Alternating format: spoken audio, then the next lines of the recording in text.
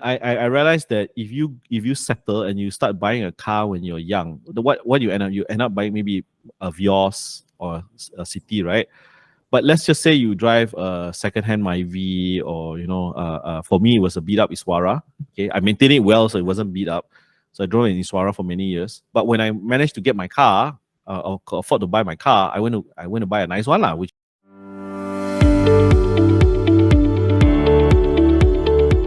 Welcome to the WangHiro podcast, where we answer Malaysians' burning questions about personal finance with fact-based answers. Do you have this experience of getting your paycheck and without even it reaching the last day of the month, it's already gone? One effective way of managing your money is by putting them into buckets. How does this work, and how can it help you achieve your financial goals? Welcome back to WangHiro, with me, Louis, as well as my co-host, John. Today, we discuss how to bucket your money so that you can have all your financial pillars covered. So, John, when was the first time you realized that it was very important for you to bucket your money? The exact same scenario you just described lah. In the Chinese, we have this saying, "Ye guang guang." You heard this phrase? No. Ye guang guang lah. That means every month, before the end of the month, guang empty. So paycheck to paycheck. Ironically, even though I was getting a good salary, but I think certain financial decisions. Okay, for the audience who've never, first time hearing this video, I bought my house, and I consider that was my biggest financial mistake that I made, because 70-80% of whatever I earned went into servicing the housing loan. So I had very, very little left over. And it was not because I was splurging. I was dirt poor. I was not even splurging. Everything was going into this so-called what I thought was an asset, right? Yeah. So what about you? Have you ever experienced that before? In a way that, Yes. Paycheck come in and then zoom, zoom, zoom, zoom, zoom, everything gone. Yeah. I think same situation when I first started working. The difference is that I earn significantly less. My take-home pay in my first year was only 1,008. So for me at that time, I felt like I had actually, before I started the job, I had this whole spreadsheet planned out, or what will happen. How much I will put into what bucket. I had that mindset because of some financial stuff I read online. But then when it came to like actually doing it, I found that I didn't even have enough. Maybe I couldn't like account for things that were not obvious to me at the time. But then also like nothing left. And that persisted for the whole of the first year of my job, and I was like in so much financial stress. Yeah.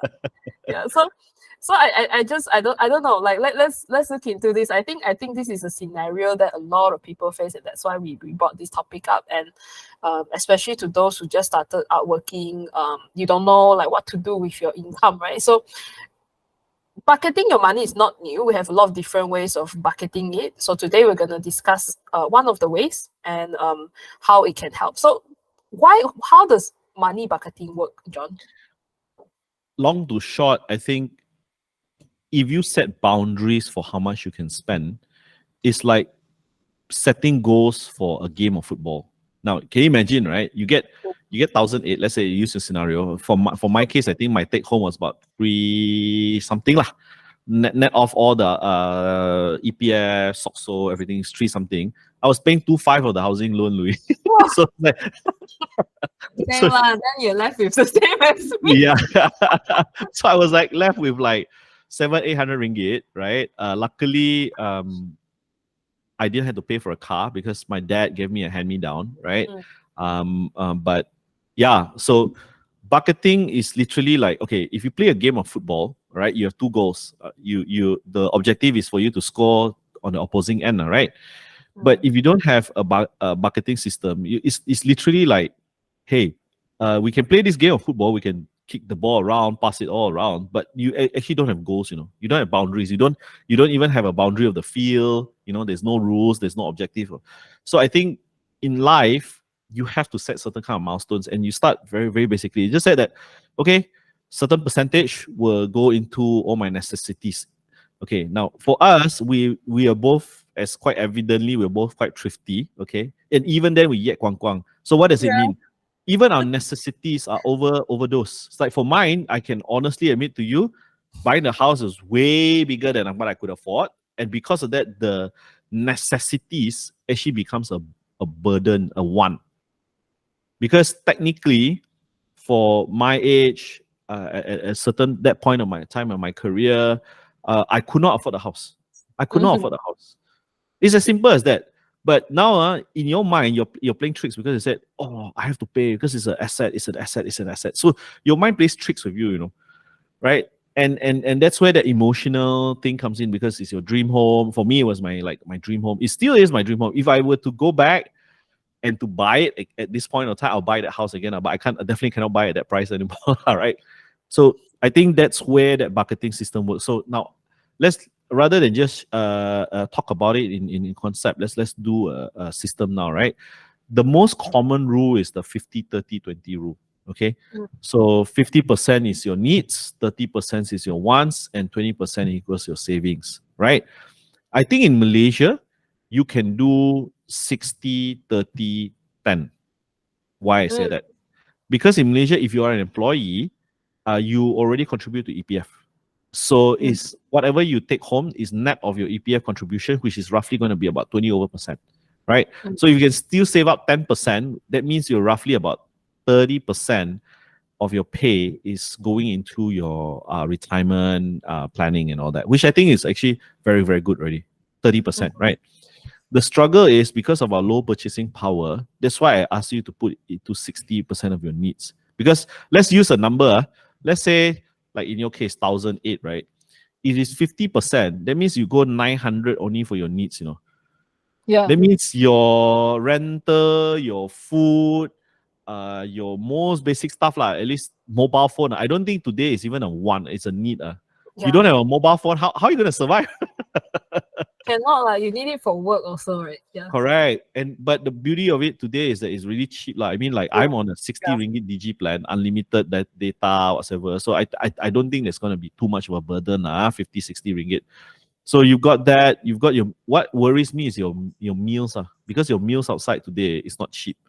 So if you only have 900 versus that, if it's 60%, 60 of 1,008 would be plus another 180, so 1,000 plus 1,100 ringgit. Okay, at least you got the extra 2 300 100 plus ringgit to makan better, to keep healthy and all that lah. So I don't know, for me 50-20-10 is still a very good rule, and how I do it is I charge everything to my credit card, Louis. Mm-hmm. Mm-hmm. So in certain banks, like let's say I know OCBC does it, I know Maybank also does it. When you spend on your credit card, they will tell you exactly, not to say exactly, they will tell you roughly which category of spending you've used your Mm. credit card for. So it's entertainment or food or whatever lah, right? And I keep a spreadsheet every month how much I spend on my credit card. I don't go into like detail nowadays. In the past, I used to have a spreadsheet, Louis, how much I spend for the maid, how much I spend for like food, how much I spend on this. So from those buckets, as long as you don't exceed them, you exceed. Don't kill yourself for exceeding by 5%, 10% lah. You're not gonna die, right? But what I'm saying is like, okay, I give you an example. My bucket for my clothes is roughly about 100 ringgit a month. Okay, that time 100 ringgit because you have to be presentable, right? But I don't spend I'm super stingy one. I don't spend for the whole year. I don't buy clothes, whatever. But come Chinese New Year, I go nuts. So I splurge like within 1 or 2 days, I'll splurge 1,000 plus. But if you think about it, I've saved out every month 100 already, ma. That's the bucket I have, ma. So you Mm. convert that one off 1,000 something into a bucket of 100 monthly. Same thing goes for your car. Like when I bought my first new car, I bought my first new car only when I was 37, Louis. 37 years old. It's also a lot of savings, right? If you think about it, right? Oh If I yes, saved tons. up like 10 plus, maybe 12 years after you Yeah, started yeah. working, Yes, yeah, yes, yes. for the So car. Yeah. so I realized that if you settle and you start buying a car when you're young, what you end up buying maybe a Vios or a City, right? But let's just say you drive a second-hand Myvi, or for me it was a beat-up Iswara. Okay, I maintained it well, so it wasn't beat up. So I drove an Iswara for many years. But when I managed to get my car, or could afford to buy my car, I went to buy a nice one lah, which was a CX-5 lah, right? So again, this is where that bucketing system works, because once you have a milestone, once you have a system, and you don't exceed that, right, it becomes very easy, automatic. You don't, when our brain, we're very lazy one, when there's excess money lying around somewhere, right, then you have this problem of trying to say, where does it go to? And then you just end up, buying something that you don't need or whatever.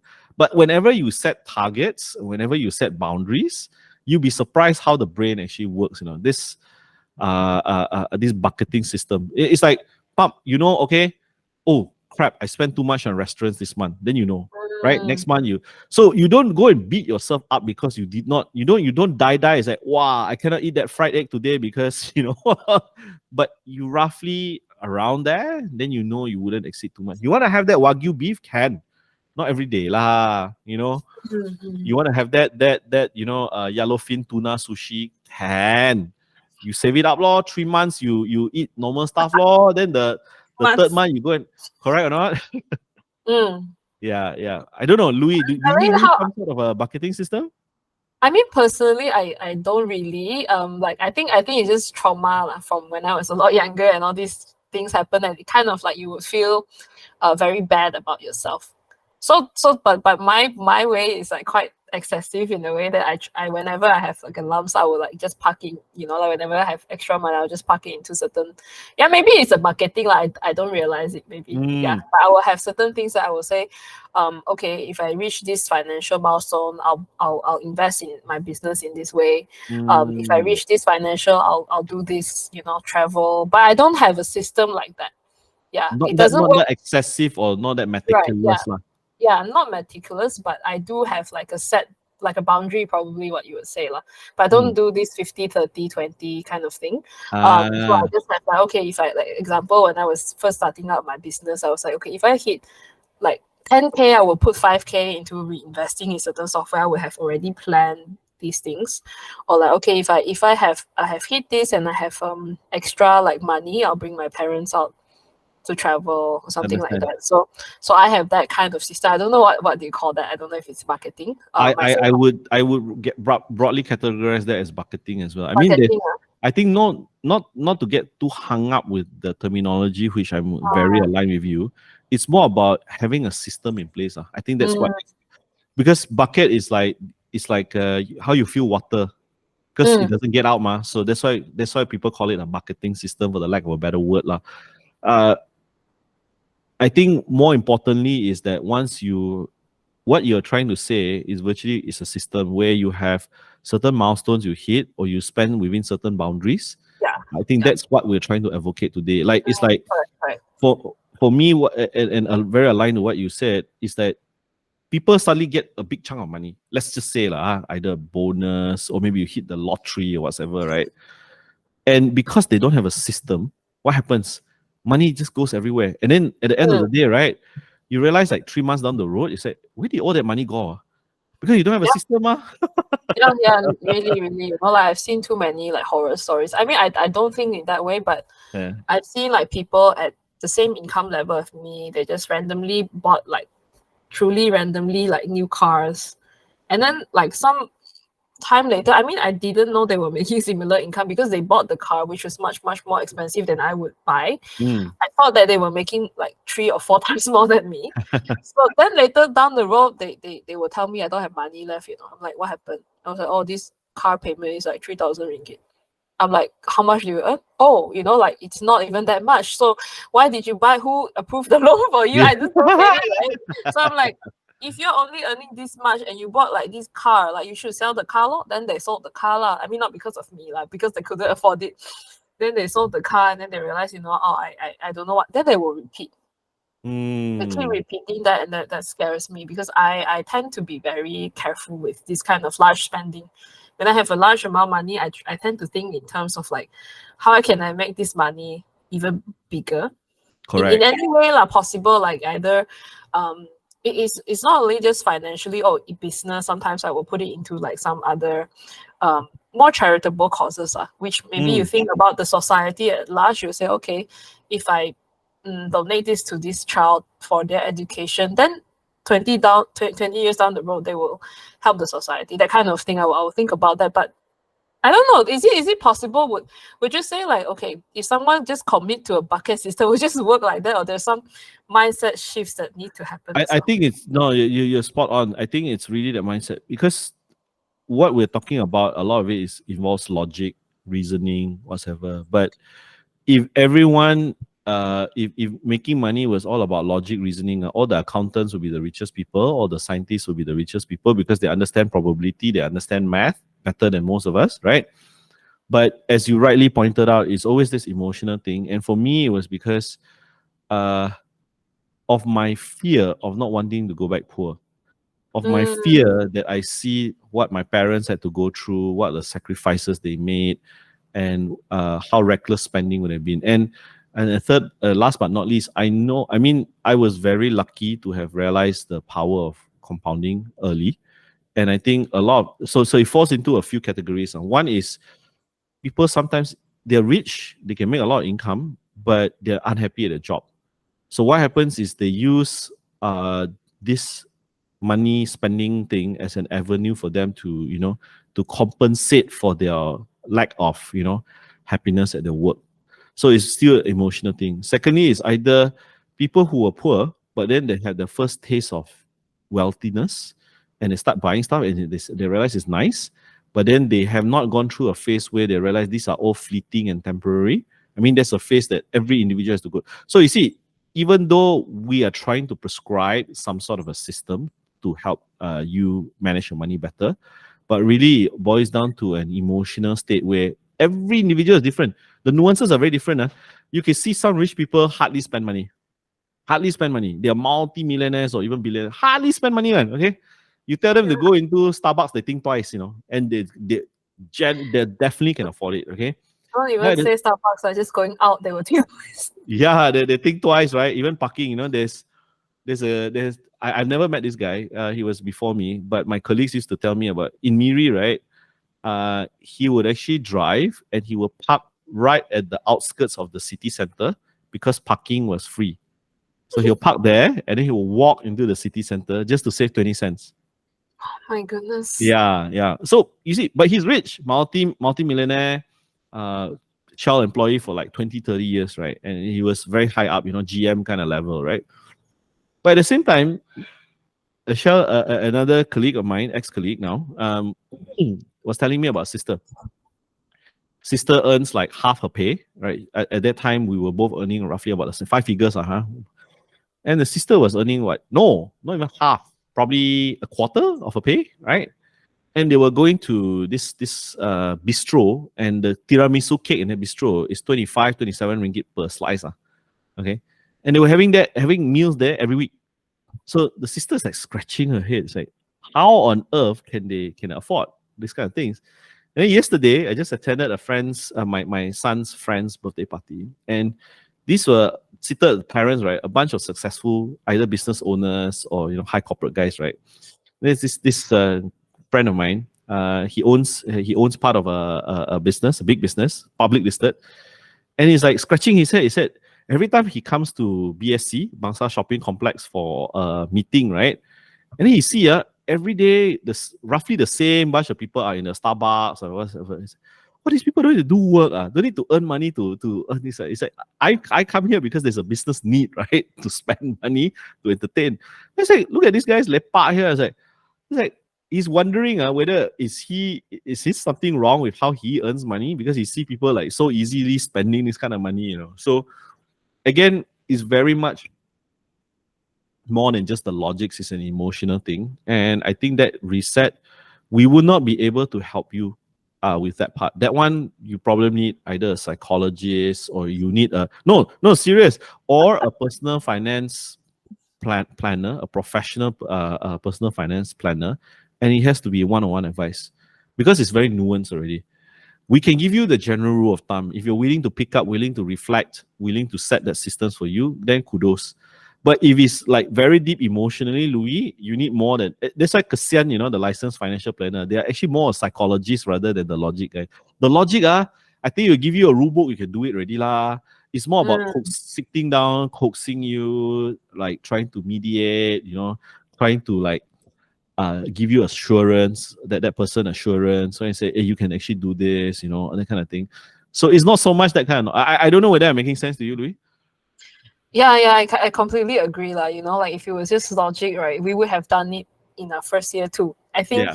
especially when you're like a student and then you come out, you make your first paycheck, you tend to be a little bit less logical. You kind of like, there's a term I saw on TikTok like yesterday night, like, so scrolling it. I'm just a child with money. A child with money. Look at the things I buy. It's not helping me. Yeah. But yet it's here in the counter and I'm paying more than the next person who's actually buying real food. That kind Yeah. of thing. So that is a nuance that probably you have to have some self-reflection. But at least I think what we can do is like give you that spark to think about. That is a starting point for you to think about. And if you fail at it, it's also fine. Yeah. At least you're working your way towards it. I think. But my curiosity is like, other than this bucketing, I mean, we both subscribe to a certain level of it. Are there alternatives to it at all? I don't think so, to be honest. Oh, okay. Because how would you know? Okay, like for example, let's go through the phases. You start off single, 20, maybe 23, 24 years old, all right? And you just live for yourself. So even then, you still need to fall within a budget, unless you start like raking up. Like in the US, they allow you to rake up credit card bills like nobody's business. You can go into debt and debt and debt and then snowball your debt, right? I don't think they'll really allow you in Malaysia. I think they'll put you into a bankruptcy quite fast, right? I should. Yeah. Okay. But then when you step up, and this is where a lot of you said you're a child with money, right? I like that phrase. When you step up means there's this term also, adulting. I'm like, oh my god, 17 years old, I had to adult myself already. Here you have millennials, Gen Z's adulting. What? So that means they have to start taking on responsibility. Then they start looking at things like, oh, okay, I'm getting married. Now I have to put a budget. Now daddy is not giving money anymore. Kind of thing. And then you reach a phase where you start having children, and then you have to start thinking for another person. You have to start thinking for like future stuff. So in these kind of phases in life, you'll be surprised that those are the best emotional triggers, because then you realize there is it's something more than me. In the past, everything is about me, right? Everything. I can scheme here, I can splurge a little bit more there, but now it's all about we. We. You see, so that's where I think you get that emotional trigger, but you can't run away from buckets. Actually, you go into your bucket even more complex to plan. You also carry other people's bucket also, right? Yeah, you carry other people's buckets. Yeah. Yeah. Okay. I think yeah, we have just enough time for that. So we wrap up here, John. Yes. Okay, so that wraps up today's episode of how to bucket your money. Obviously, as we've covered, it's both like a system as well as the emotions that you have to take control of. But hopefully they still give you some triggers to think about how you can manage. So if you have found this episode useful and you still have some comments about how to bucket your money, you can leave your questions in the comments below. And if you want more content like this, then make sure to like, subscribe, and hit the notifications bell for more updates from us. Thank you again for tuning in today. We'll see you again in our next episode. Bye-bye.